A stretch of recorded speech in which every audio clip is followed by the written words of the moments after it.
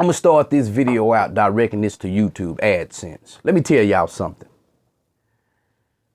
I done verified my identity. I done submitted my documentation, my organization name, because I got Speak Van Holen registered as a business. Because when I originally set the account up, I did it as an individual. And so y'all wouldn't let me change it. So what I did, I just went register name, uploaded to you with my ID, etc. Now y'all keep telling me, y'all been telling me for the last 2 months, about the last 2 months that y'all can't verify my identity. Y'all on some bullshit, so I'm going to keep making videos. Now, you want to know why there has been no breakthrough in the Debbie Collier's case? I'm going to tell you 2 reasons. First, there is a dumbass corrupt cop who went and got a search warrant for Amanda Birding's place and her boyfriend's place. Yeah, he's a corrupt motherfucker because he know there was no probable cause.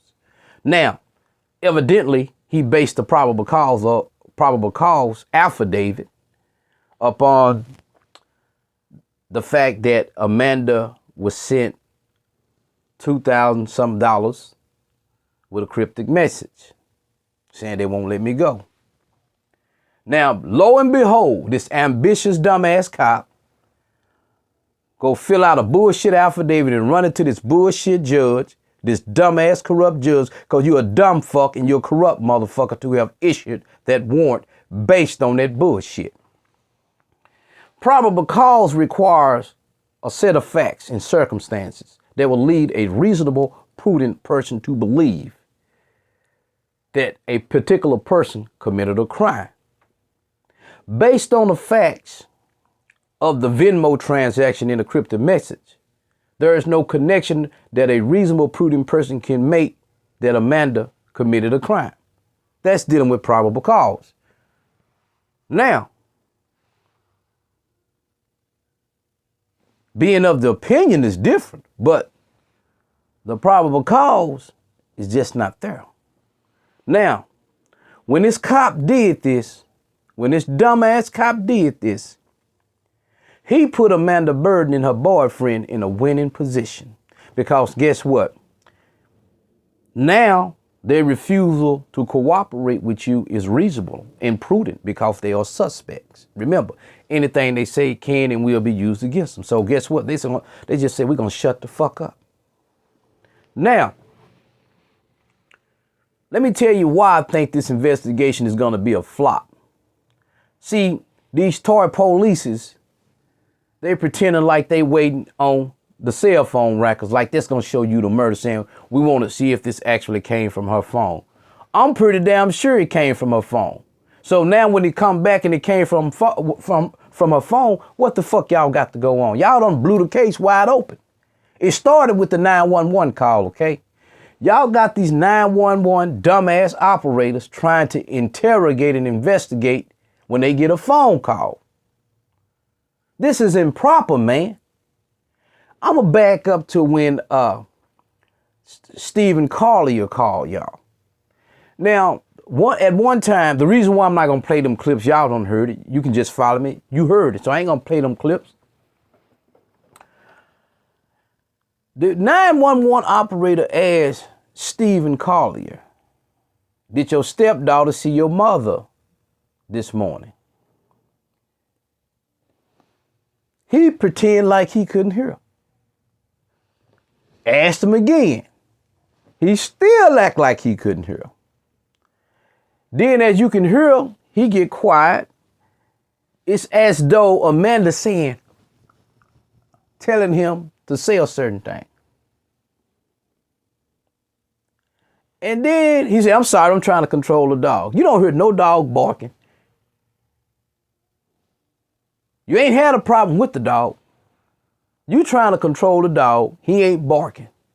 Normally when you trying to control the dog or something, he'll bark at least one time. So eventually he answered, oh, ain't nobody seen her this morning.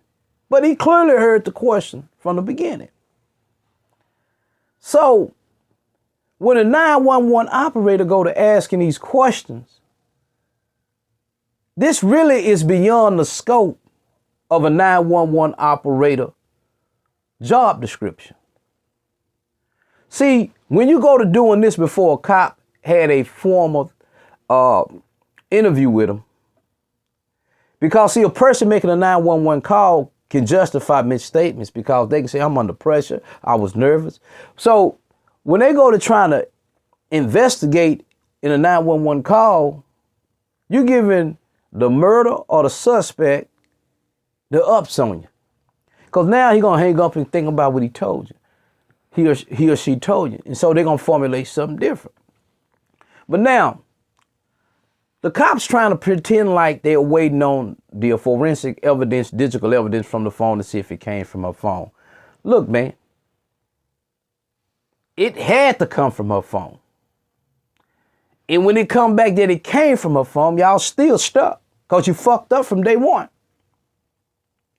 What y'all should have did was call Amanda down there and just say, hey, we'd like to get a recorded statement from so we can get your side of the story to help us investigate. I would have sat her down and asked her, did you see your mother that morning? Then I would have asked her, where was you from the time that your mom left, or from on that day, where was you at? Did you leave the home? Where was you at? How long did you stay? And who is your alibi? That's what I would have asked her. Now, I also would have asked her this, do you have a key to the house? Because I believe that she didn't have a key to the house. And I believe she was upset that her mother wouldn't give her a key. This is just my belief. Because everything I'm saying on here is my belief, except that dumbass and corrupt judge and that dumbass corrupt cop. That ain't no opinion. That's a fact. There was no probable cause. That's why I say that ain't no opinion. That's a fact. See, I'm going to call you corrupt, dirty cops, judges out. You ain't going to sit behind closed doors making the world think that you motherfuckers legitimate. There was no probable cause, motherfucker. That's why you ain't find a goddamn thing. The cop was lying and that dumbass judge should have vetted that cop. 95% of the search warrants today in America are illegal and they based on lies. Now, the reason why they haven't made any arrests because there is no probable cause. They fucked that up. You go to getting search warrants for people that's a suspect and you don't have enough evidence and you hoping or you believe and you hoping you find, see, they was hoping that they find something to connect them. I don't know what were they hoping to find, because if y'all had the phone already, then you know the phone won't be with her. But I'm operating under presumption they didn't know where the fucking phone was. So, plain and simple. But what leads Amanda Burden as a primary suspect is the fact that she didn't call 911 till 2 hours later. Now, I don't know if Steve Collier is a dumbass or just a retarded motherfucker. All right, because you get home and your stepdaughter tell you that. A reasonable, prudent person say, well, let me see that text. Then I'm going to see the text with the Venmo money. I'm saying, okay, you didn't tell me about the money. So when he talking to the 911, they asked him, is that all the text said? They won't let me go. So he said, yeah, he never mentioned the money.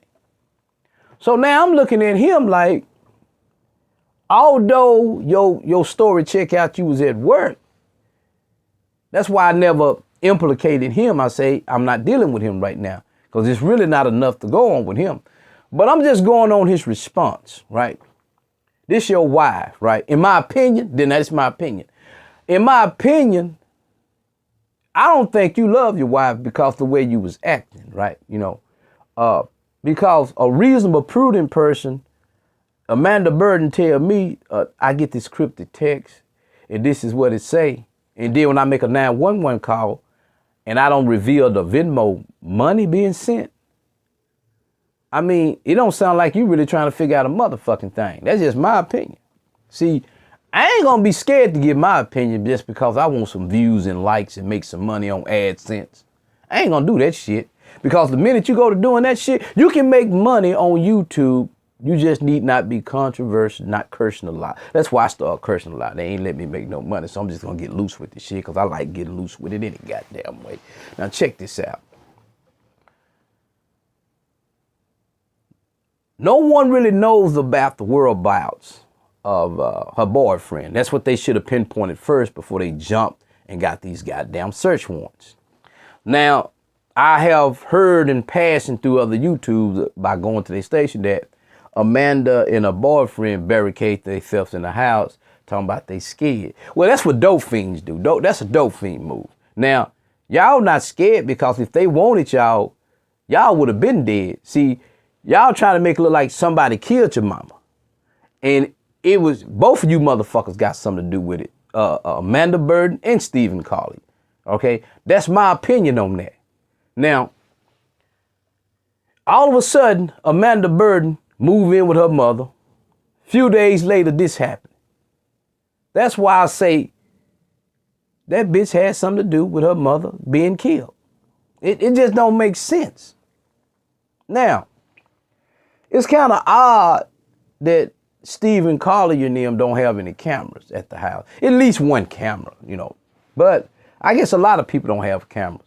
But if I'm worried about my daughter, evidently she ain't got no money, she really ain't working, I want a camera at my house. But I believe her mama say, look, you got to get up out of here by the day when I come back in. You need to have a job. I don't even want you here, but you go back where you is if you're not here.